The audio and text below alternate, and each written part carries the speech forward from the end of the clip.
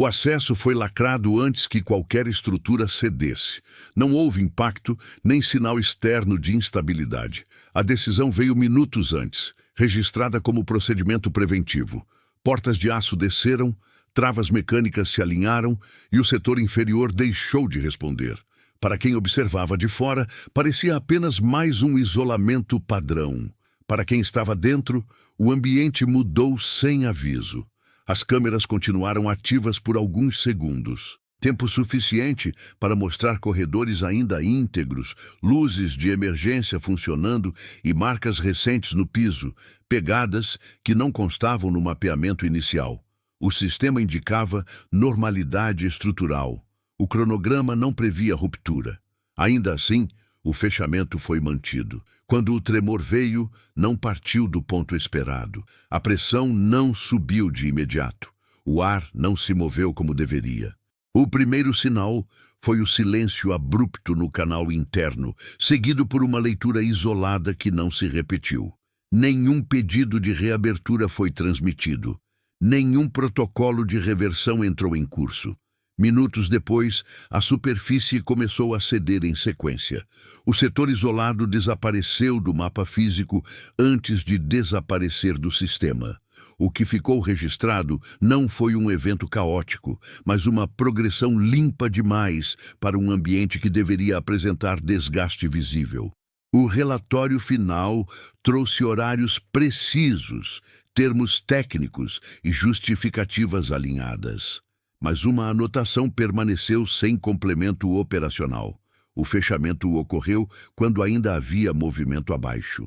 Quando a área foi oficialmente declarada comprometida, o isolamento já constava como concluído. Nenhuma deliberação registrada, nenhuma solicitação pendente, nenhuma inconsistência apontada nos sistemas de supervisão.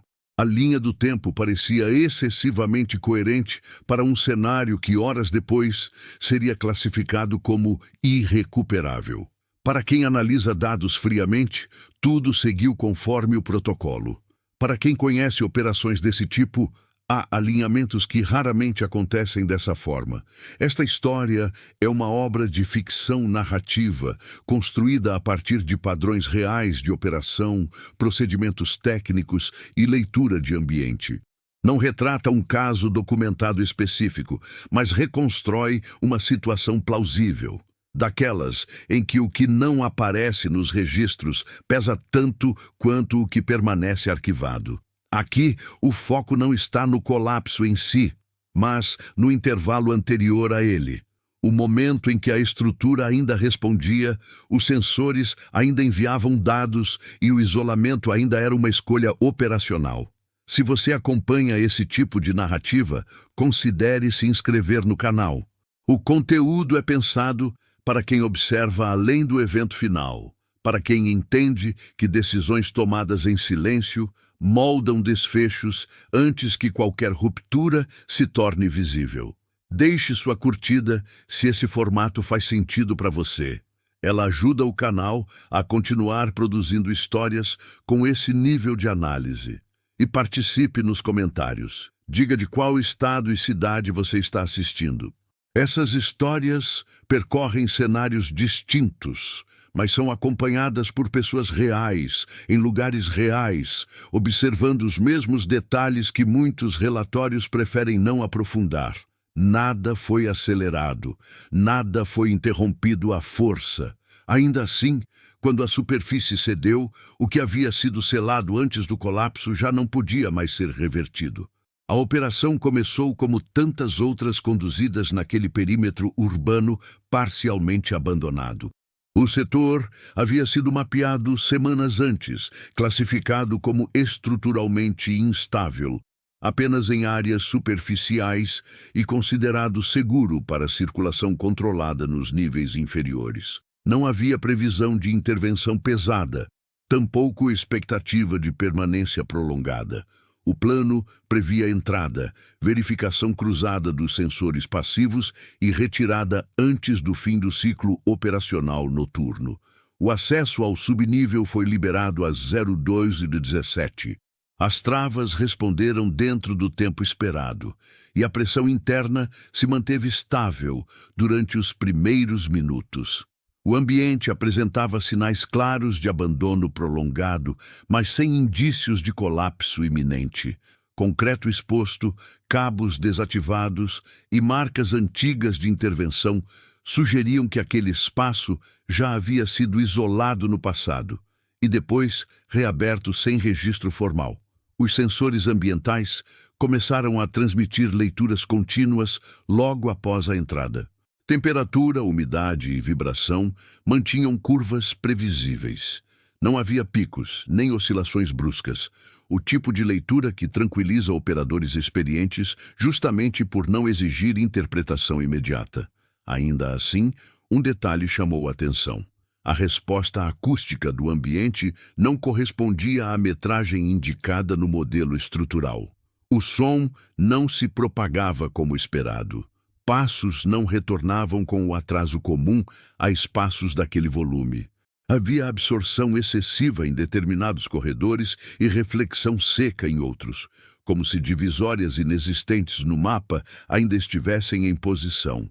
Esse tipo de discrepância raramente aparece em relatórios iniciais, mas costuma ser anotada por quem já percorreu estruturas semelhantes. Às 02h31, uma verificação manual confirmou que parte das paredes internas havia sido reforçada em momento posterior à última atualização do banco de dados. Não se tratava de contenção emergencial, mas de reforço deliberado, bem executado, com materiais compatíveis com uso prolongado.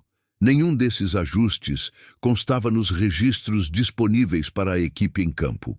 O protocolo previa, nesses casos, comunicação imediata com o núcleo de supervisão. A mensagem foi enviada de forma sucinta, acompanhada de imagens e marcações de referência. A resposta veio dentro do prazo, autorizando a continuidade da varredura enquanto a inconsistência era analisada. Não houve recomendação de retirada nem de isolamento naquele momento. Conforme o deslocamento avançava, novas marcas começaram a surgir no piso. Não eram recentes o suficiente para indicar presença ativa, mas também não apresentavam o desgaste típico de abandono completo. O padrão sugeria circulação espaçada. Ao longo de dias, talvez semanas, nenhum equipamento ativo foi identificado e não havia fontes visíveis de energia funcionando naquele nível. Às 10h46, o primeiro desvio de leitura apareceu no canal secundário. Não foi um pico, nem uma quebra abrupta. Apenas um deslocamento mínimo na linha de vibração estrutural, abaixo do limite de alerta automático. Um operador menos atento talvez ignorasse. Ali foi registrado, marcado e acompanhado em tempo real. O núcleo de supervisão solicitou confirmação cruzada. Os dados foram comparados com sensores externos e com o histórico da estrutura. Nada indicava comprometimento imediato. Ainda assim, a recomendação passou a ser de atenção elevada, sem alteração do plano original. A permanência continuava autorizada dentro da janela prevista. Foi nesse intervalo que a decisão inicial começou a se formar. Não como ordem explícita, mas como tendência operacional. O tipo de ajuste que surge quando múltiplas leituras, isoladamente aceitáveis, começam a apontar para direções que não constam nos manuais. Nada havia acontecido ainda, mas o ambiente já não respondia como deveria. A progressão pelo subnível seguiu em ritmo controlado, com pausas programadas a cada novo corredor mapeado. A equipe não avançava por impulso, mas por confirmação sucessiva de estabilidade. Cada trecho percorrido era validado por leitura cruzada, observação direta e retorno dos sensores passivos. O ambiente permanecia silencioso demais para uma estrutura daquela extensão, como se parte do volume estivesse isolada de forma não registrada. Em 02:58, o primeiro acesso lateral foi encontrado selado por uma porta interna que não constava no modelo original. Não se tratava de um fechamento improvisado. As soldas eram limpas, o encaixe preciso, e os sinais de oxidação indicavam que aquela barreira estava ali havia tempo suficiente para ser considerada parte da estrutura. Ainda assim, nenhum documento mencionava sua existência. A câmera térmica confirmou diferença de temperatura além da porta. Não era uma fonte ativa de calor, mas uma retenção incomum, compatível com espaços fechados por longos períodos. A leitura sugeria que aquele setor não participava da troca térmica normal do restante do subnível. Um compartimento separado, mantido fora do fluxo ambiental. O registro foi encaminhado ao núcleo de supervisão com prioridade elevada. A resposta não veio de imediato. Enquanto isso, a equipe manteve distância segura, ampliando o mapeamento do entorno sem tentar acesso direto. O protocolo não proíbe abertura em situações desse tipo, mas recomenda a avaliação externa quando o fechamento não consta em plantas oficiais. Durante essa espera, novos sinais começaram a se acumular. O canal acústico voltou a apresentar comportamento inconsistente. Sons mínimos gerados por deslocamento retornavam com atrasos irregulares, como se o espaço estivesse fragmentado por divisões internas invisíveis. O piso, por sua vez, apresentava marcas de arrasto compatíveis com movimentação deliberada de cargas, não com simples circulação humana. Às 03:12, o núcleo respondeu. A orientação foi clara, mas contida. Não abrir o acesso selado, manter distância e seguir com a varredura nos corredores adjacentes. Nenhuma justificativa adicional foi fornecida. A decisão parecia preventiva, mas não acompanhada de explicação técnica completa. A equipe ajustou a rota. Ao contornar o setor isolado, percebeu-se que parte da sinalização estrutural havia sido removida. Não arrancada, mas retirada com cuidado. Placas de identificação, marcações de carga máxima e referências de manutenção simplesmente não estavam mais ali. O concreto, no entanto, preservava as marcas deixadas por fixações antigas.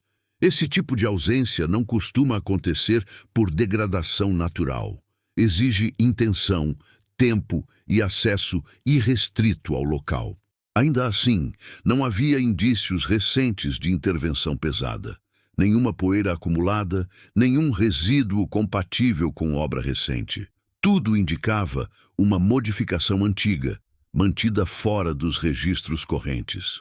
Às 03:21, o deslocamento foi interrompido por solicitação externa. O núcleo pediu que a equipe permanecesse em posição enquanto novas leituras eram avaliadas. O silêncio no canal principal se estendeu além do comum. Não era falha de comunicação. O canal estava ativo, mas ninguém falava. Foi nesse intervalo que a percepção mudou. Não por um evento isolado, mas pela soma dos detalhes já observados. Portas que não constavam, setores termicamente isolados, sinalização removida e leituras que se mantinham dentro do aceitável, mas nunca exatamente onde deveriam estar. O subnível não estava abandonado, estava organizado demais para isso.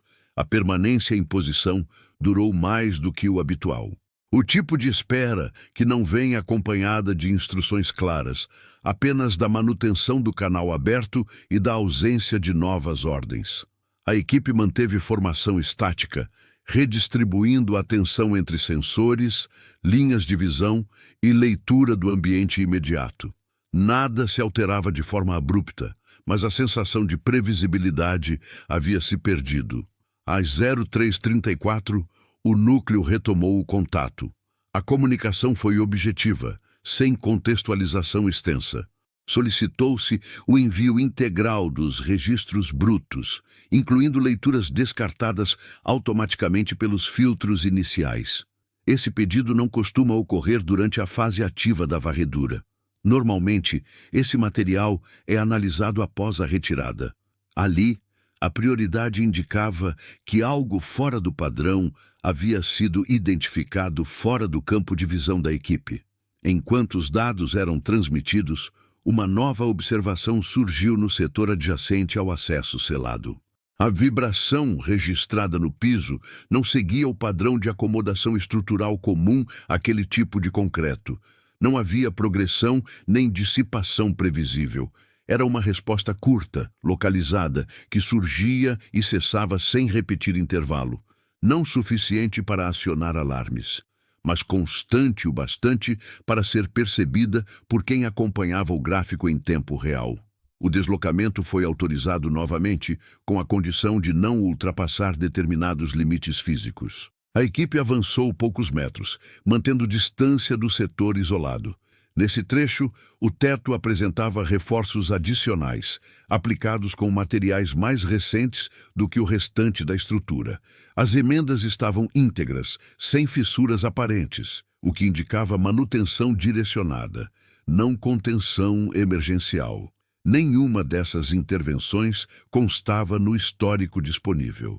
Ainda assim, estavam alinhadas a normas técnicas vigentes, o que sugeria acesso a projetos atualizados e mão de obra qualificada. Não era improviso, era planejamento executado fora do circuito oficial de documentação. Às 03h49, o canal acústico captou um retorno inesperado. Não um ruído externo, mas uma alteração no padrão de eco interno, como se uma porta tivesse sido movimentada em algum ponto fora do alcance visual. Não houve confirmação visual, nem alteração térmica correspondente.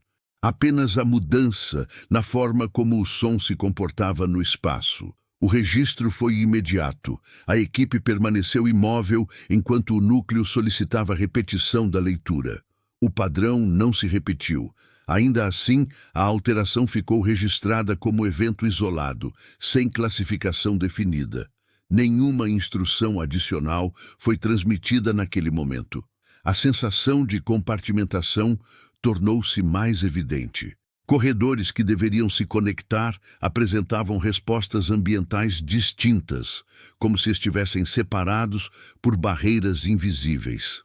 O modelo estrutural disponível já não servia como referência confiável. A navegação passou a depender mais da observação direta do que dos dados pré-carregados. Às 04h02 surgiu a primeira recomendação de contingência. Não era uma ordem de retirada, mas um ajuste de postura. A equipe deveria se preparar para eventual isolamento de setores, mantendo rotas de retorno desobstruídas e evitando permanência prolongada em áreas de resposta instável. A linguagem era cautelosa, mas indicava mudança de avaliação. Foi nesse ponto que a operação deixou de ser apenas uma verificação técnica. Sem anúncio formal, o foco passou a ser a preservação da mobilidade.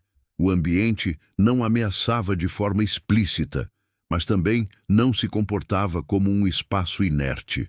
Algo ali havia sido organizado para permanecer separado, e agora começava a interagir com o restante da estrutura. A recomendação de contingência alterou a dinâmica da equipe sem necessidade de comando explícito. A distribuição de atenção mudou. Os deslocamentos passaram a ser medidos em metros curtos, e cada avanço era seguido por uma pausa maior do que o habitual. O subnível continuava estável à observação direta, mas já não oferecia respostas previsíveis aos estímulos mais simples. Às 04h11, uma nova atualização chegou do núcleo. O tom permaneceu neutro, mas o conteúdo indicava reclassificação interna do setor. O acesso selado deixou de ser tratado como anomalia estrutural e passou a constar como elemento sensível. Não houve explicação associada, apenas a orientação de manter distância mínima e evitar qualquer tentativa de inspeção direta. A equipe ajustou o perímetro. Ao fazê-lo, percebeu que parte do piso apresentava microdesníveis recentes, quase imperceptíveis à luz comum. Não eram rachaduras nem afundamentos visíveis, mas pequenas variações que alteravam a forma como o peso era distribuído ao caminhar. Esse tipo de alteração costuma surgir após mudanças internas de carga, não por desgaste gradual. Os sensores de vibração confirmaram a observação. As leituras continuavam dentro dos limites aceitáveis, mas a forma da curva havia se modificado. O comportamento indicava redistribuição de tensão em camadas inferiores, como se algo tivesse sido deslocado ou fixado abaixo da superfície operacional. Nada disso aparecia nos registros históricos. Às 04h19, o núcleo solicitou silêncio operacional total.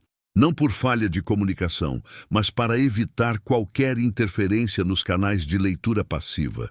Durante esse período, a equipe manteve posição, reduzindo ao mínimo os movimentos internos. O ambiente respondeu com uma estabilidade desconfortável, sem os pequenos ajustes que costumam acompanhar estruturas vivas. Foi então que as câmeras registraram algo fora do campo imediato.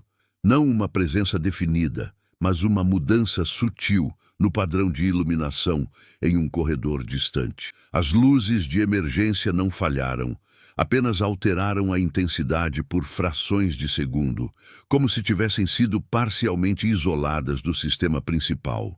A análise posterior mostraria que aquela variação coincidiu com uma mudança abrupta em um dos canais internos de controle. Naquele momento, porém, não houve correlação imediata. O evento foi marcado, arquivado e mantido sob observação, sem provocar reação operacional direta. Às 04h27, o núcleo retomou a comunicação. A instrução foi curta: preparar retirada escalonada, mantendo todos os acessos internos livres até nova ordem. Não se tratava de abandono imediato, mas de reorganização do tempo restante no subnível. A janela de permanência havia sido encurtada sem anúncio formal. Durante os preparativos, a equipe percebeu que o acesso principal apresentava resposta mecânica ligeiramente mais lenta. As travas funcionavam, mas não com a mesma fluidez registrada na entrada. A leitura de pressão continuava estável, o que tornava a diferença difícil de classificar. Ainda assim, o dado foi registrado e acompanhado. A operação já não avançava em busca de informação. Passara a se mover para preservar opções. Cada decisão agora considerava não apenas o que estava visível, mas o que poderia deixar de estar acessível a qualquer momento. O subnível permanecia íntegro, mas começava a se comportar como um espaço em processo de separação. Quando a retirada parcial foi iniciada, nenhum alarme soou, nenhum aviso automático foi emitido. Ainda assim, havia a sensação clara de que o ambiente estava sendo preparado para algo que não constava no plano original, e que o tempo disponível para sair dele estava se ajustando sem consulta aos que ainda estavam dentro. A retirada escalonada começou pelo setor mais distante do acesso selado, não por proximidade física, mas por previsibilidade estrutural. As leituras naquela área ainda seguiam padrões conhecidos, o que permitia deslocamento contínuo sem necessidade de pausas longas. O restante do subnível permanecia operacional, mas já não era tratado como espaço neutro. Às 04h38, o primeiro grupo cruzou o corredor de retorno sem intercorrências. As câmeras registraram passagens limpas, sem alteração térmica ou vibração fora do esperado. O núcleo confirmou a recepção dos dados em tempo real e autorizou a continuidade do processo. Ainda assim, a instrução seguinte introduziu uma mudança relevante. O acesso principal deveria permanecer aberto apenas até a conclusão da retirada total. Nenhuma margem adicional foi mencionada. Enquanto o segundo grupo se deslocava, um ajuste automático foi detectado no sistema de controle ambiental. A ventilação do subnível reduziu a circulação de forma gradual, sem disparar alertas. Não era desligamento, mas contenção progressiva.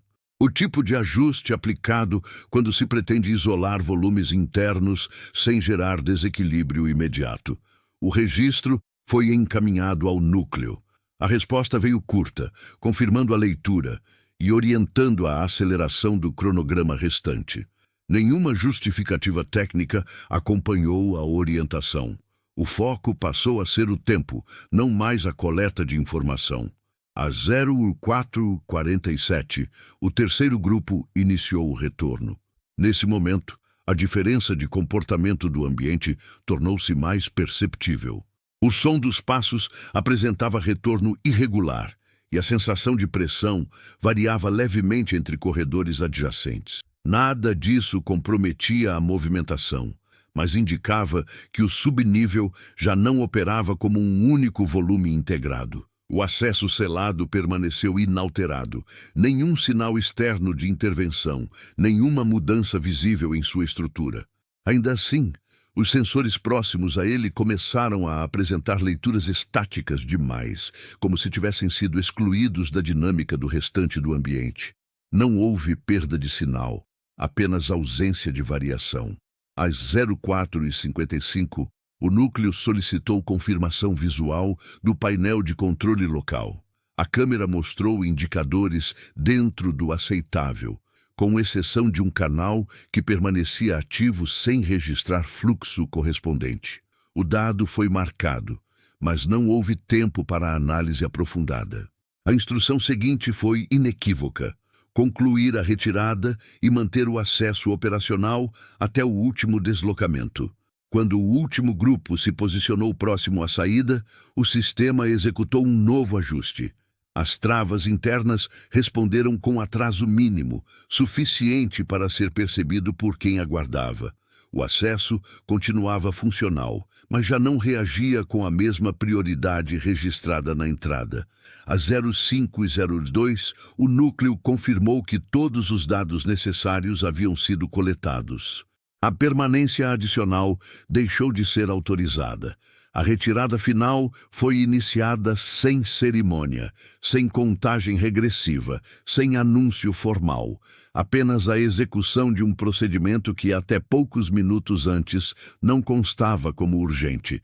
No momento em que o último operador cruzou o limite do subnível, o sistema registrou a mudança de estado. Não foi um fechamento imediato, mas uma transição controlada. As portas permaneceram abertas por segundos além do necessário. Tempo suficiente para que o ambiente interno ajustasse sua resposta, como se estivesse aguardando que ninguém mais estivesse dentro antes de completar o isolamento. A transição para o estado de isolamento não foi anunciada como evento crítico. O sistema apenas mudou de prioridade, realocando funções internas e suspendendo rotinas que já não eram necessárias. Para quem observava os painéis externos, parecia uma simples atualização de status. Para quem acompanhava os dados em profundidade, tratava-se de uma reconfiguração completa do subnível. Às 05:06, os canais ambientais internos passaram a operar em modo restrito. Não houve perda de sinal, mas a frequência de atualização diminuiu de forma uniforme. Leituras antes contínuas passaram a ser registradas em intervalos mais longos, como se o espaço tivesse deixado de exigir monitoramento em tempo real. Esse tipo de ajuste costuma ocorrer quando não há expectativa de circulação humana. O núcleo solicitou uma última verificação cruzada. Os sensores externos confirmavam estabilidade superficial, enquanto os internos mantinham valores constantes demais para um ambiente daquela complexidade. Não havia variação térmica nem acomodação gradual de tensão. O subnível parecia suspenso em um estado intermediário, isolado, mas ainda íntegro. Às 05:14, um dos canais apresentou um atraso que não constava nos parâmetros automáticos. A leitura não foi interrompida, apenas chegou com defasagem crescente. O dado indicava que parte do sistema interno estava operando fora da sincronização principal. Nenhuma ação corretiva foi autorizada naquele momento. A equipe já se encontrava fora da área quando o painel registrou a mudança definitiva. As portas internas desceram até o limite operacional. As travas mecânicas se alinharam e o acesso foi classificado como indisponível. Não houve impacto sonoro perceptível, nem vibração associada. O fechamento ocorreu de forma silenciosa, como se tivesse sido preparado com antecedência. O que chamou a atenção não foi o isolamento em si, mas o momento escolhido. As leituras estruturais continuavam dentro dos limites aceitáveis. Não havia indicação imediata de ruptura nem de instabilidade progressiva. Ainda assim, o sistema tratou o subnível como espaço encerrado, removendo-o da malha operacional ativa. Às 05h22, os mapas foram atualizados. O setor inferior deixou de aparecer como área navegável e passou a constar apenas como volume inativo. As rotas de acesso desapareceram das telas principais, substituídas por marcações genéricas. Nenhum alerta acompanhou a alteração. O núcleo manteve silêncio por alguns minutos, não por falha de comunicação, mas por ausência de novas instruções. A operação, oficialmente, havia sido concluída. Tudo o que restava eram dados sendo consolidados e registros sendo alinhados para arquivamento. Foi nesse intervalo que surgiu a última leitura ativa vinda do interior do subnível. Não um pico, nem uma variação brusca, mas um deslocamento mínimo em um canal secundário, indicando redistribuição interna de carga. O evento ocorreu após o fechamento completo, quando não havia mais possibilidade de intervenção. O dado foi registrado, classificado e anexado ao relatório preliminar. Nenhuma reabertura foi considerada. O subnível havia sido selado enquanto ainda respondia aos sistemas. A partir daquele momento, qualquer alteração passaria a ocorrer fora do alcance operacional, em um espaço que deixara de ser acompanhado no instante em que ainda podia ser acessado. Com o setor oficialmente indisponível, a atenção se voltou para a consolidação dos registros. O processo seguiu o fluxo padrão: coleta, validação cruzada, compressão de dados e envio para análise posterior. Não havia urgência aparente. A operação constava como encerrada dentro dos parâmetros aceitáveis, e nenhum protocolo adicional foi acionado naquele momento. Às 05h41, o núcleo iniciou a revisão das leituras finais. A maior parte dos canais apresentava estabilidade absoluta, sem flutuações residuais. Esse tipo de comportamento costuma indicar encerramento completo de um volume interno. Ainda assim, 2 sensores continuavam ativos em modo passivo, registrando variações mínimas que não se encaixavam no padrão de isolamento pleno. A diferença não estava nos valores, mas no ritmo. As leituras surgiam em intervalos irregulares, sem obedecer ao ciclo automático configurado após o fechamento. Não eram suficientes para acionar alertas, mas também não podiam ser descartadas como ruído. Permaneceram ali, discretas, exigindo interpretação manual. Às 05h53, uma comparação histórica foi solicitada. O sistema buscou eventos semelhantes em operações anteriores, envolvendo isolamento preventivo. Poucos registros apareceram, e nenhum deles apresentava comportamento idêntico. Em todos os casos comparáveis, a resposta interna cessava gradualmente. Ali, ela persistia sem progressão definida. O painel externo indicava estabilidade contínua. Nenhuma deformação visível, nenhum ajuste superficial. A superfície permanecia intacta, como se o subnível abaixo estivesse completamente desacoplado da estrutura superior. Ainda assim, os dados internos sugeriam que algo permanecia ativo, ainda que sem interação direta com o restante do sistema. Às 06h07, o núcleo solicitou parecer técnico de um segundo nível de supervisão. A análise preliminar concluiu que o comportamento observado não justificava reabertura nem intervenção imediata. A recomendação foi manter o isolamento e acompanhar remotamente, tratando o setor como encerrado, mas não finalizado. Essa distinção alterou a classificação do evento. O subnível deixou de ser apenas uma área isolada e passou a constar como volume em observação passiva. Não havia cronograma para reavaliação presencial. O acompanhamento ocorreria apenas por meio dos canais que ainda respondiam. Durante essa fase, um detalhe chamou a atenção. O consumo energético associado ao setor não havia sido totalmente interrompido. Não se tratava de alimentação ativa, mas de manutenção mínima, suficiente para sustentar sistemas internos básicos. Isso indicava que o isolamento não fora pensado como encerramento definitivo, mas como suspensão controlada. Às 06h19, os registros foram finalizados e o relatório preliminar encaminhado. O documento descrevia a sequência de decisões de forma objetiva, sem apontar inconsistências formais. Ainda assim, uma observação foi incluída em anexo técnico, sem destaque operacional. O setor apresentou resposta interna após o fechamento completo. Não houve deliberação adicional naquele dia. A operação foi arquivada como concluída e a equipe deslocada para outras frentes. O subnível permaneceu selado, estável à superfície e silencioso nos canais principais.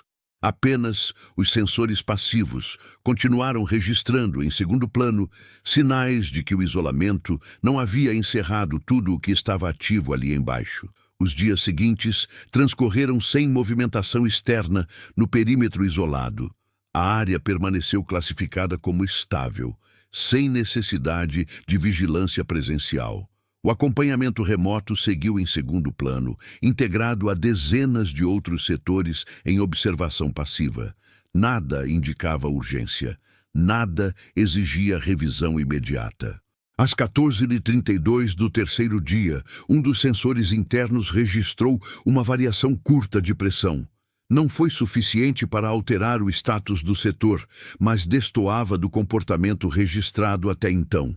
A leitura surgiu, permaneceu por poucos segundos e retornou ao valor anterior, sem progressão nem repetição.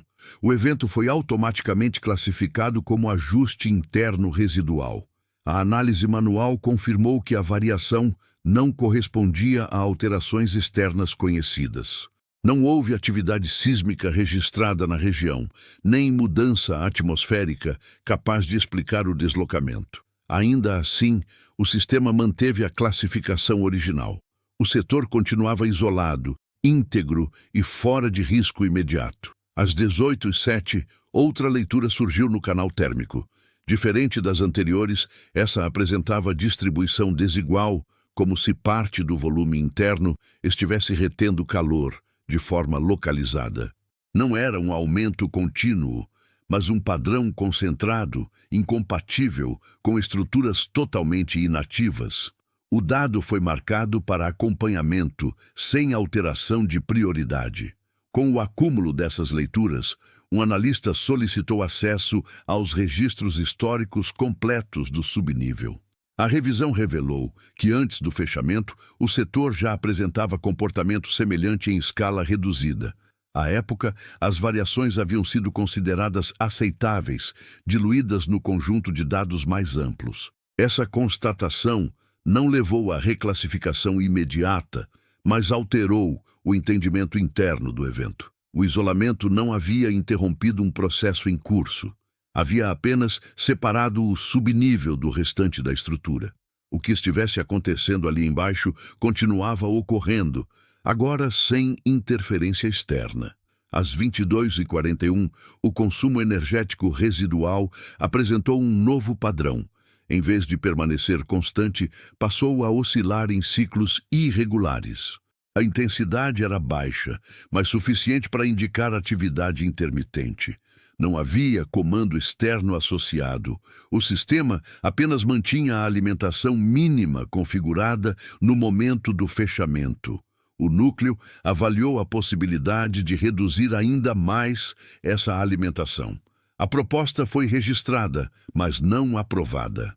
Qualquer ajuste poderia alterar o equilíbrio interno do setor, e a ausência de dados completos tornava a intervenção arriscada. A decisão foi manter o isolamento tal como estava.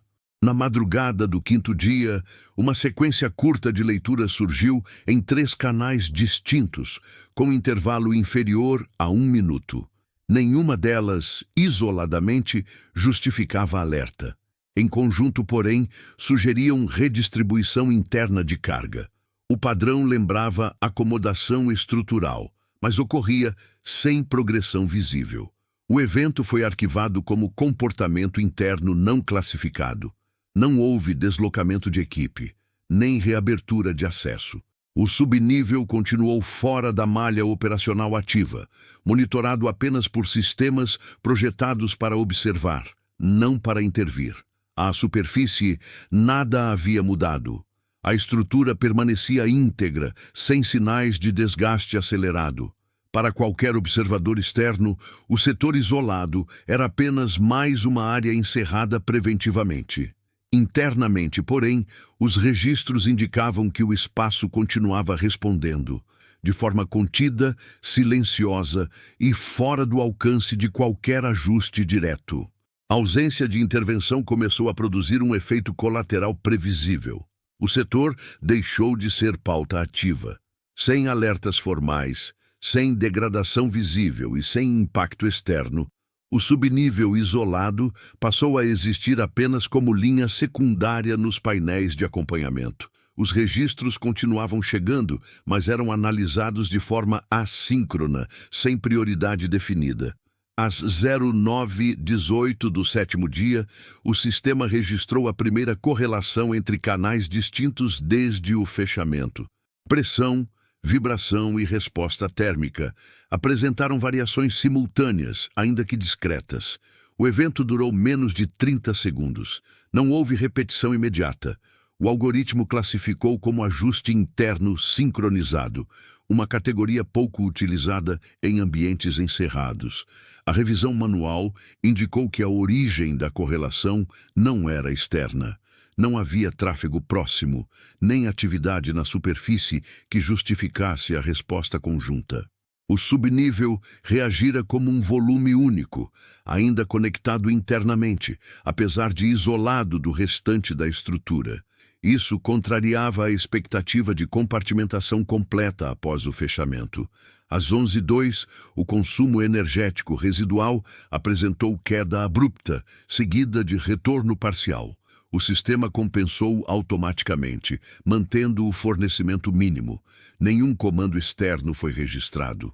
A oscilação partiu de dentro do setor, como se algum subsistema tivesse alterado sua própria demanda por instantes. O evento foi marcado, mas não escalonado.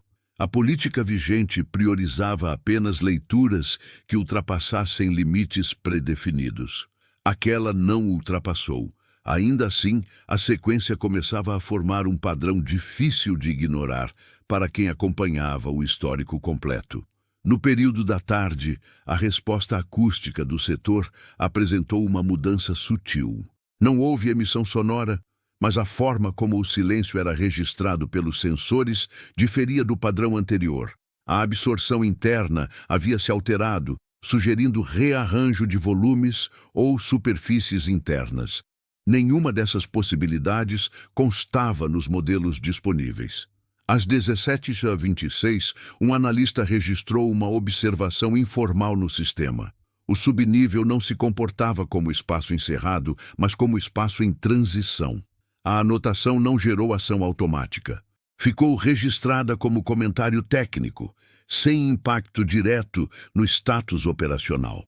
Na madrugada seguinte, as leituras cessaram por completo durante 9 minutos. Não houve falha de comunicação. Os sensores permaneceram ativos, mas não registraram qualquer variação.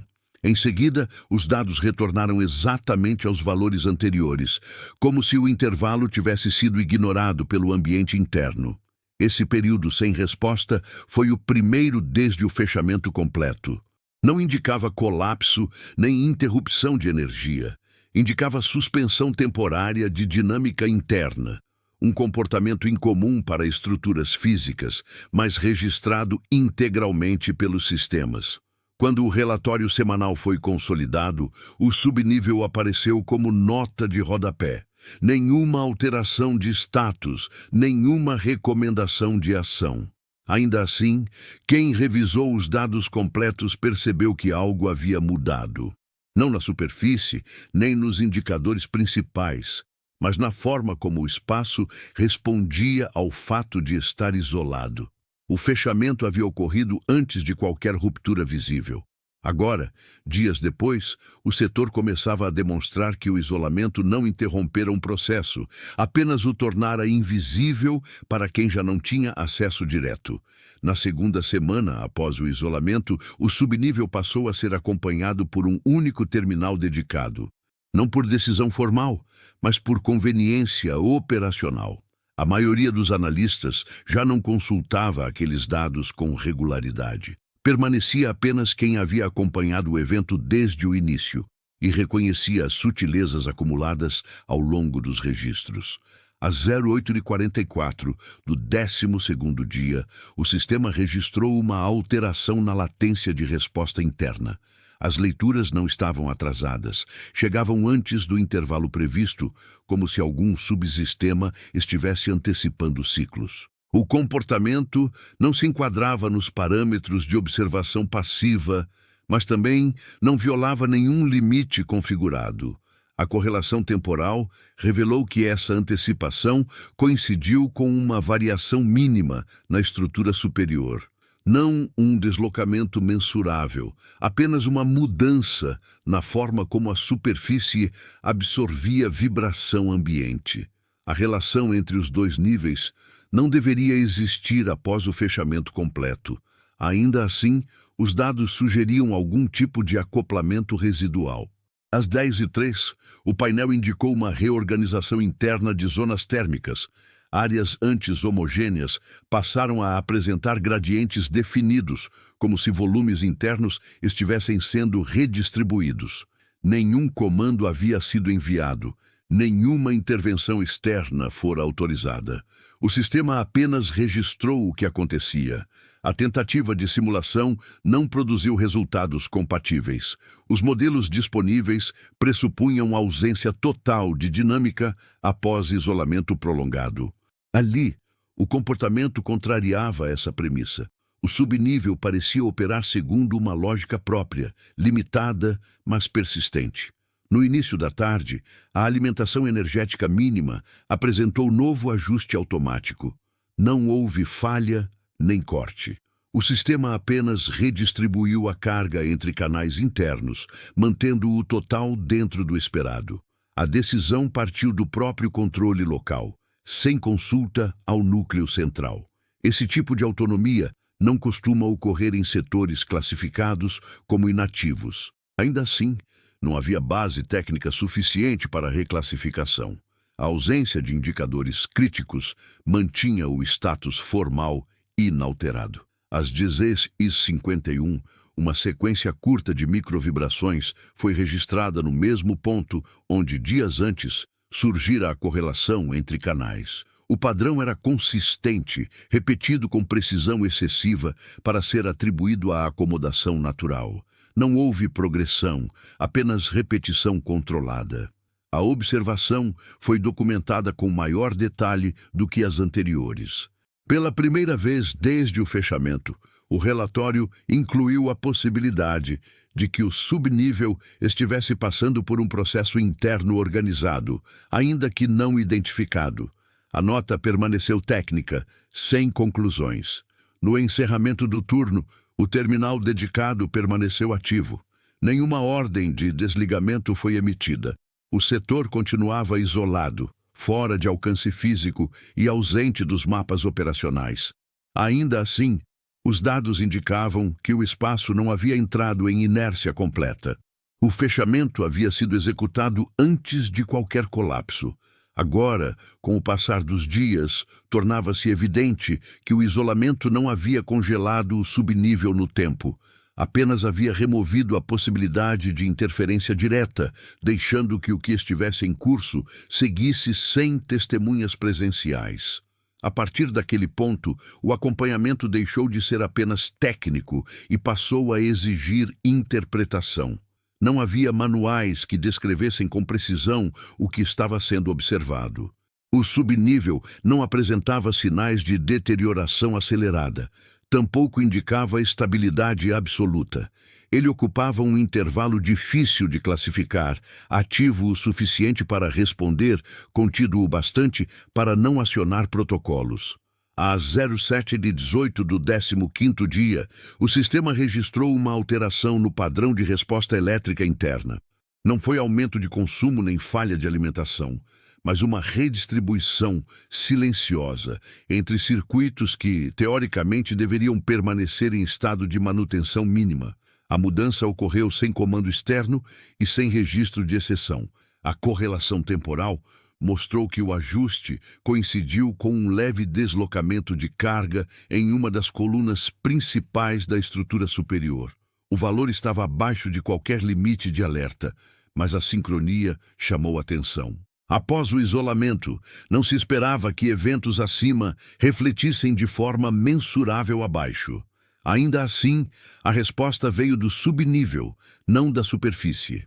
Às 09h02, os sensores acústicos passivos captaram uma alteração no padrão de absorção interna. Não houve emissão detectável, mas o comportamento do silêncio havia mudado.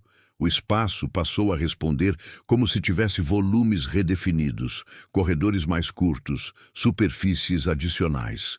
Nenhuma dessas modificações constava nos registros anteriores ao fechamento. A tentativa de mapear essas mudanças por inferência produziu resultados inconsistentes. Cada simulação sugeria uma configuração diferente, mas todas apontavam para o mesmo fato. O subnível já não correspondia ao espaço descrito nos modelos originais. Ele havia se reorganizado internamente após o isolamento. No meio da manhã, uma solicitação de auditoria foi registrada por um setor externo ao núcleo operacional. O pedido não mencionava riscos imediatos, apenas solicitava esclarecimentos sobre a manutenção prolongada do isolamento. A resposta padrão foi enviada, indicando estabilidade contínua e ausência de necessidade de acesso físico. Essa resposta encerrou a discussão formal, mas deixou uma consequência prática. Qualquer reabertura futura passaria a exigir autorização em múltiplos níveis, com justificativa técnica robusta. O fechamento, que antes era reversível, começava a se consolidar como condição permanente. Às 12h27, uma leitura inesperada surgiu em um canal que deveria estar completamente inativo. O dado foi breve, quase descartado pelo sistema automático. Apenas a revisão manual impediu que fosse perdido. Não indicava ruptura nem falha, apenas atividade localizada em um ponto que não respondia desde o primeiro dia após o isolamento. A análise cruzada não encontrou correspondência externa. Nenhum evento na superfície, nenhuma alteração ambiental. O subnível havia respondido por conta própria, em um canal que já não fazia parte da rotina de monitoramento. No encerramento do turno, o relatório diário incluiu uma observação mais direta do que as anteriores. Sem conclusões, sem projeções, apenas um registro objetivo. O setor isolado apresentava comportamento adaptativo. A anotação não alterou o status operacional, mas marcou uma mudança na forma como o evento passou a ser descrito internamente. O fechamento continuava tecnicamente justificado. A estrutura permanecia íntegra, sem sinais de colapso iminente. Ainda assim, tornava-se cada vez mais claro que o isolamento não havia apenas separado o subnível do restante da instalação. Havia criado um espaço onde processos internos continuavam ocorrendo sem supervisão direta, sustentados por sistemas que nunca foram projetados para operar sem observadores humanos. A consolidação do isolamento trouxe uma consequência inevitável. O subnível deixou de ser considerado prioridade institucional. Sem degradação visível, sem impacto externo e sem parâmetros que justificassem ação imediata, o setor passou a existir apenas como referência técnica em arquivos de acompanhamento contínuo. Ainda assim, os dados persistiam, exigindo interpretação para quem ainda os observava. Às 06h36 do 18º dia, o sistema registrou uma mudança súbita na resposta de um dos pontos estruturais internos. Não foi uma quebra nem um deslocamento progressivo, mas uma redistribuição abrupta de carga que se estabilizou em segundos. O comportamento não correspondia à acomodação natural. Também não acionou alertas automáticos. A correlação com registros anteriores indicou que o mesmo ponto havia apresentado leituras atípicas antes do fechamento. À época, o dado fora diluído no conjunto geral. Agora, isolado do restante da estrutura, ele se destacava com clareza. O subnível não havia iniciado um novo processo. Ele havia dado continuidade a algo já presente, agora sem interferência externa. Às 08h14, o consumo energético residual entrou em um regime distinto. Em vez de oscilações irregulares, passou a seguir ciclos definidos com duração constante. A intensidade permaneceu baixa, mas a regularidade indicava controle interno. Não havia comando central associado àquela organização. A tentativa de reduzir manualmente a alimentação mínima foi registrada e suspensa antes da execução. A simulação indicava que qualquer alteração naquele ponto poderia desencadear respostas internas imprevisíveis. Sem acesso físico, a intervenção passou a ser considerada desaconselhável. No meio da manhã, os sensores térmicos mostraram um novo padrão de distribuição. Áreas que antes permaneciam homogêneas começaram a apresentar gradientes estáveis, como se o espaço tivesse sido reorganizado em compartimentos funcionais. Nenhuma dessas divisões constava nos projetos originais. A análise posterior indicou que essas mudanças não ocorreram de uma vez. Foram graduais, acumuladas ao longo dos dias, até se tornarem detectáveis como padrão. O isolamento não havia causado a reorganização, havia permitido que ela se tornasse visível nos dados. Às 11h59, o núcleo registrou a primeira inconsistência formal entre o modelo estrutural ativo e as leituras reais do subnível. O desvio não era grande o suficiente para invalidar o modelo, mas suficiente para reduzir sua confiabilidade. A partir daquele momento, qualquer projeção baseada nos dados originais passou a ter margem de erro ampliada. No relatório diário, a linguagem mudou novamente, não por decisão deliberada, mas por necessidade técnica. O setor deixou de ser descrito apenas como área isolada. Passou a ser tratado como volume interno em evolução controlada. A expressão não alterava protocolos, mas refletia o entendimento crescente de que o subnível não estava estático. O fechamento continuava tecnicamente defensável. Nenhum parâmetro indicava risco imediato à superfície. Ainda assim, a distância entre o que os sistemas esperavam observar e o que efetivamente registravam aumentava dia após dia. O isolamento havia retirado a possibilidade de correção, transformando cada nova leitura em confirmação de que o espaço seguia um curso próprio. Quando o turno se encerrou, os sensores continuaram ativos, os ciclos energéticos mantiveram sua regularidade e os gradientes térmicos permaneceram estáveis. O subnível estava fechado, mas longe de inerte, e quanto mais tempo permanecia isolado, menos ele se parecia com a estrutura que havia sido mapeada antes do colapso ocorrer. O afastamento prolongado produziu um efeito previsível sobre os fluxos internos de decisão. Sem indicadores críticos e sem pressão externa, o subnível passou a ser tratado como condição permanente, não como situação transitória. A ausência de intervenção deixou de ser escolha operacional e passou a ser pressuposto tácito. Às 05h22 do 22º dia, um evento rompeu a regularidade que vinha se estabelecendo. Não foi uma variação isolada, mas uma sequência ordenada de respostas em canais distintos, ocorrendo em intervalos constantes. Pressão, vibração e resposta térmica se ajustaram em cadeia. como se o espaço estivesse redistribuindo cargas de forma coordenada. O comportamento não se assemelhava à acomodação estrutural clássica. Não havia dissipação progressiva, nem retorno ao estado anterior. As leituras se estabilizaram em novos patamares, todos dentro de limites aceitáveis, mas diferentes dos registrados até então.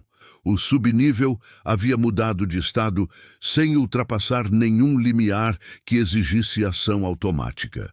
A correlação histórica revelou que aquele padrão não surgira do nada. Fragmentos dele já apareciam em registros antigos, antes mesmo da operação inicial.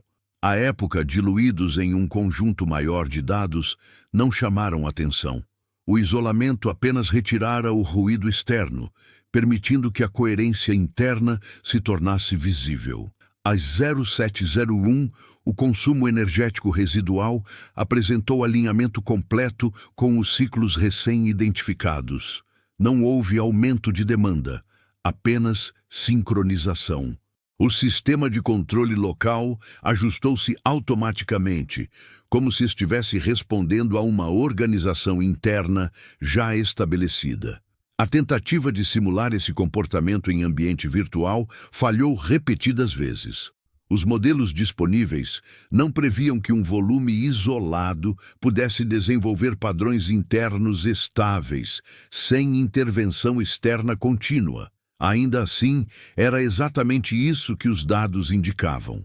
No meio da manhã, um analista registrou uma observação mais direta do que as anteriores. Não era conclusão, mas constatação técnica.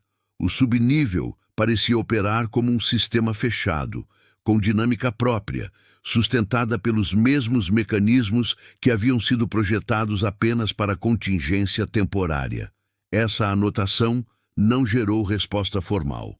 Nenhum protocolo foi revisto. A estrutura institucional não reagiu porque, oficialmente, nada havia se deteriorado. O subnível permanecia íntegro, estável à superfície e dentro dos parâmetros aceitos. Às 11h43, os sensores acústicos passivos captaram uma alteração inédita. Não foi mudança de absorção, mas de propagação interna, como se novos caminhos tivessem sido criados dentro do volume isolado. O espaço respondia como algo diferente do que fora originalmente projetado. O dado foi registrado, analisado e arquivado. Não havia linguagem operacional adequada para descrevê-lo sem extrapolar os limites técnicos aceitáveis. Assim, permaneceu como mais um registro sem consequência imediata. Ao final do dia, a distância entre o subnível descrito nos documentos e o subnível observado nos dados tornou-se impossível de ignorar para quem ainda acompanhava o caso. O fechamento, realizado antes de qualquer colapso visível, havia interrompido o acesso, mas não o processo. E agora, semanas depois, o que ocorria ali embaixo já não dependia de decisões externas para continuar. Na quarta semana após o isolamento, o acompanhamento passou a ocorrer quase exclusivamente por hábito. O subnível já não era discutido em reuniões formais, nem citado em relatórios de destaque. Ainda assim, os dados continuavam chegando, organizados, coerentes e persistentes. Não havia sinal de degradação acelerada, mas também não havia retorno ao comportamento anterior ao fechamento. Às 06h09 do 28º dia, um ajuste interno alterou a relação entre pressão e resposta térmica em 3 zonas distintas. O evento não foi simultâneo. Ocorreu em sequência, respeitando um intervalo regular entre cada mudança. O padrão sugeria transferência controlada de carga interna, não acomodação espontânea. O sistema registrou tudo sem emitir alertas. A análise cruzada mostrou que as zonas afetadas correspondiam a áreas que, antes do isolamento, apresentavam leituras limítrofes, sempre dentro do aceitável. Separadas do restante da estrutura, essas áreas agora respondiam de forma coordenada, como se fizessem parte de um mesmo conjunto funcional. Às 08h47, o consumo energético residual entrou em um regime ainda mais estável. As oscilações desapareceram quase por completo, substituídas por um ciclo constante, previsível, repetido com precisão. Não havia justificativa técnica para tamanha regularidade em um setor classificado como inativo. Qualquer tentativa de reclassificação exigiria revisão de protocolos e abertura de processo administrativo. Nenhuma das duas ocorreu. A ausência de impacto externo manteve o tema fora da agenda decisória. O subnível continuava isolado, estável à superfície e fora do alcance físico. No início da tarde, os sensores acústicos indicaram uma nova mudança. Não se tratava de absorção nem de propagação, mas de delimitação interna. O espaço passou a responder como se tivesse limites definidos, onde antes havia continuidade. A configuração interna inferida não correspondia a nenhum projeto conhecido. Às 14h31, o sistema registrou a primeira resposta completa a um estímulo externo mínimo. Uma vibração de baixa intensidade na superfície foi refletida internamente com atraso calculável e retorno consistente. A relação entre causa e resposta indicava que o subnível já não estava desacoplado como se supunha. Ele filtrava, processava e devolvia sinais. O dado foi revisado mais de uma vez. Não havia erro de leitura nem interferência externa conhecida.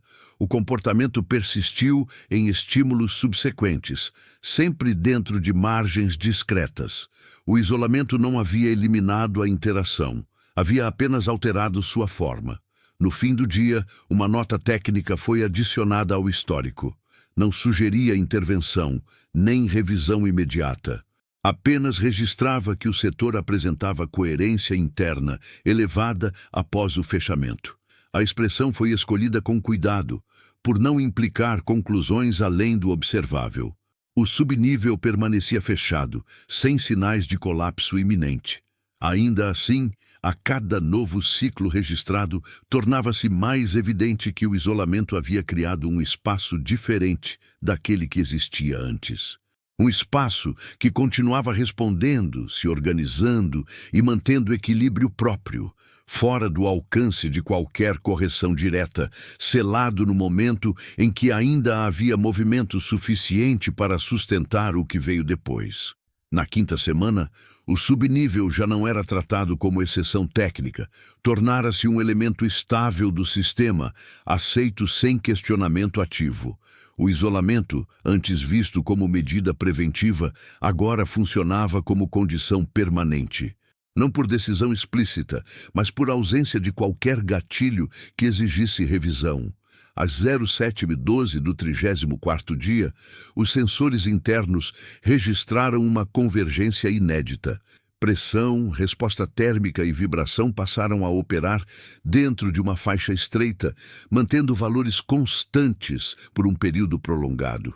Não houve flutuação perceptível. O comportamento indicava equilíbrio interno consolidado, algo raro em volumes estruturais que deveriam permanecer passivos. A análise histórica mostrou que esse estado não surgira abruptamente. Ele fora construído aos poucos, ajuste após ajuste, leitura após leitura. Cada pequeno deslocamento registrado desde o fechamento havia contribuído para a configuração atual. O subnível não reagia mais ao isolamento. Ele havia se adaptado a ele. Às 09h36, o consumo energético residual apresentou sua menor variação desde o início do acompanhamento. O sistema de controle local mantinha a alimentação mínima com eficiência máxima, sem necessidade de correções automáticas. Não havia desperdício nem compensações. O circuito funcionava como se tivesse sido projetado para aquele regime específico. No início da tarde, uma tentativa de recalcular os modelos estruturais com base nos dados atualizados resultou em divergência significativa. As projeções não conseguiam mais representar o comportamento observado sem introduzir variáveis que não existiam nos projetos originais. O subnível deixara de ser compatível com a documentação que o descrevia. Ainda assim, nenhum alerta foi emitido. A estabilidade aparente continuava sendo o fator determinante. Não havia deformações visíveis na superfície, nem alterações que justificassem mobilização de recursos. O sistema institucional tende a aceitar o que não causa impacto imediato. Às 15h08, uma leitura curta surgiu em um canal considerado secundário. Diferente das anteriores, ela não indicava redistribuição interna, mas sincronização completa entre zonas que antes respondiam de forma independente. O evento durou poucos segundos, mas deixou claro que o subnível agora operava como um conjunto integrado. O dado foi registrado com atenção redobrada. Pela primeira vez, o relatório mencionou explicitamente a possibilidade de que o setor isolado estivesse sustentando processos contínuos, não apenas respostas residuais. A linguagem permaneceu técnica, sem extrapolações, mas a mudança de tom era perceptível para quem acompanhava desde o início. No encerramento do turno, o painel mostrou um cenário incomumente estável. Nenhuma variação, nenhum ajuste automático, nenhuma leitura fora do esperado. O subnível parecia ter alcançado um estado próprio de funcionamento independente da estrutura superior. O fechamento havia ocorrido antes de qualquer colapso visível. Agora, semanas depois, tornava-se evidente que o isolamento não apenas preservara a superfície. Ele havia permitido que o que estava em curso abaixo se reorganizasse sem interferência. Um processo silencioso, contínuo, mantido por sistemas que nunca foram projetados para acompanhar algo que, uma vez selado, não precisava mais de autorização para continuar. Na sexta semana após o fechamento, o subnível deixou de apresentar novidades perceptíveis nos registros diários, não por ausência de atividade, mas por repetição consistente dos mesmos padrões. As leituras mantinham estabilidade rigorosa, os ciclos energéticos permaneciam alinhados e a resposta estrutural seguia previsível dentro do novo regime observado. O sistema não indicava encerramento, indicava continuidade. Às 06h58 do 41º dia, uma atualização automática foi aplicada ao painel de monitoramento. Não partiu de solicitação humana nem de evento crítico. O próprio sistema ajustou a forma como o setor era exibido, reduzindo a resolução de acompanhamento e agrupando canais antes analisados separadamente. O subnível passou a ser tratado como unidade única. Esse tipo de ajuste ocorre quando o sistema reconhece redundância nos dados. As variações internas haviam se tornado tão sincronizadas que já não exigiam leitura individualizada.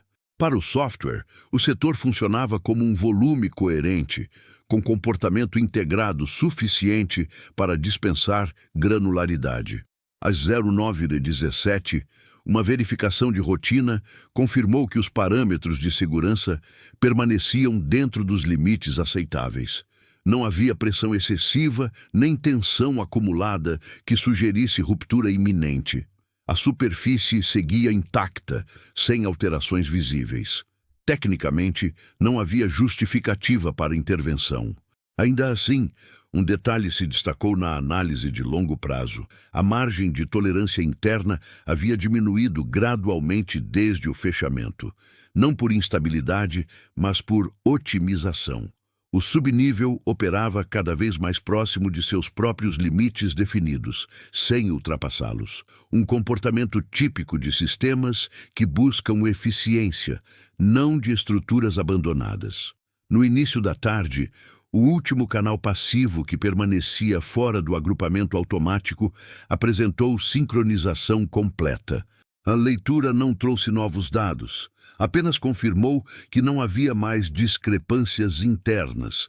A partir daquele momento, todos os sensores indicavam o mesmo estado, variando juntos, em ciclos idênticos. O núcleo recebeu a consolidação final sem comentários adicionais. O relatório descreveu o setor como estável, isolado e sob acompanhamento automatizado. Não houve recomendação de reabertura nem previsão de revisão futura. O subnível deixava de ser um evento e passava a ser condição. O fechamento realizado quando ainda havia movimento suficiente para justificar cautela, havia cumprido sua função inicial. Evitou o impacto imediato, preservou a estrutura superior e removeu o risco visível. O que veio depois não constava em nenhum protocolo, mas também não violava nenhum parâmetro. Ao encerrar o acompanhamento humano direto, o sistema manteve o monitoramento mínimo ativo, não para intervir, mas para registrar. O subnível permaneceu selado, operando dentro de um equilíbrio próprio, fora do alcance físico e fora das decisões diárias. Nada colapsou, nenhuma ruptura ocorreu. Ainda assim, o setor que foi fechado antes do colapso já não correspondia ao espaço que existia antes do isolamento. O acesso havia sido encerrado no momento exato em que ainda era possível sair. Tudo o que continuou acontecendo depois disso passou a ocorrer sem testemunhas, sustentado por um sistema que, ao reconhecer estabilidade, deixou de perguntar se aquilo que permanecia em funcionamento deveria, de fato, continuar. O encerramento oficial do caso não veio acompanhado de revisão, nem de reabertura, nem de qualquer tentativa de reinterpretação tardia. O subnível permaneceu classificado como estável, isolado e fora de alcance físico. A superfície nunca cedeu. Nenhuma ruptura visível ocorreu. Para os registros formais, a decisão tomada naquele momento cumpriu seu objetivo: evitar impacto imediato e preservar o que estava acima. O que ficou fora dos relatórios principais foi o intervalo exato em que o acesso foi encerrado. Não depois de um evento incontornável, não como resposta a um colapso em curso, mas enquanto o espaço ainda respondia, ainda se ajustava, ainda mantinha dinâmica suficiente para ser observado. O isolamento não interrompeu esse processo, apenas retirou a possibilidade de acompanhamento direto, deixando que ele seguisse limitado apenas pelos próprios sistemas que o sustentavam. Desde então, o subnível permanece selado, funcionando dentro de um equilíbrio próprio, registrado apenas por leituras automáticas que já não exigem interpretação humana constante. Nada ali ameaça a estrutura superior. Nada justifica retorno. Ainda assim, o espaço que existe abaixo já não corresponde ao que foi mapeado antes do fechamento. Ele continua estável porque foi fechado no momento certo, e continua inacessível porque foi encerrado no único instante em que ainda havia escolha.